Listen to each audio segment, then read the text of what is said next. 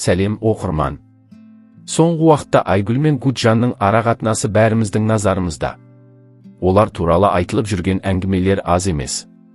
Бір күні ренжісіп, екінші күні қол ұстасып бірге жүргендерін көргенде, көпшілігіміз таңғалып жатамыз.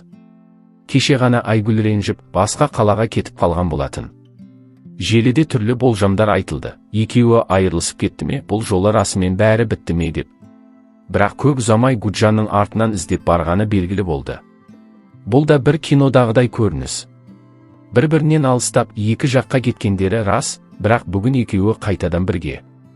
Қол ұстасып, бірге жүрген сәттері желіге таралып үлгерді. Осылай ренжісіп, қайта қосылып жүре беретін бұл жұп, бәлкім, өздері үшін емес, біз үшін, яғни көрермен үшін шоу жасап жүргендей ме, қалай? Кейде олардың әрбір әрекеті сценариймен жазылғандай әсер қалдырады.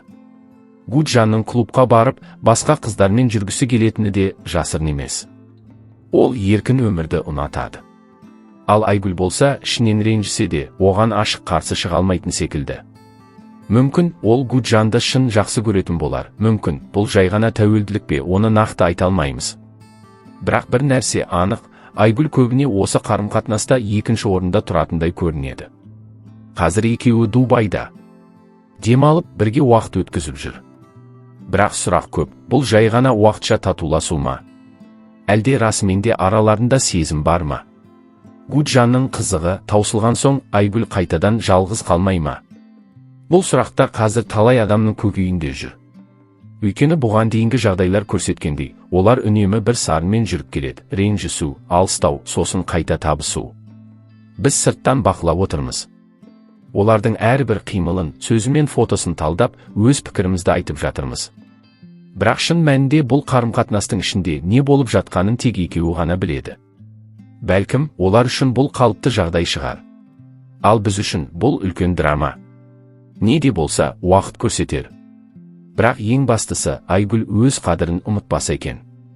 Гуджан үшін емес, өзі үшін өмір сүруді ұмытпаса болғаны. Бәлкім, Айгүлдің үнсіздігі мен көнгіштігі сырт көзге әлсіздік болып көрінетін шығар. Бірақ кейде үнсіздік адамның ішкі күресінің көрінісі.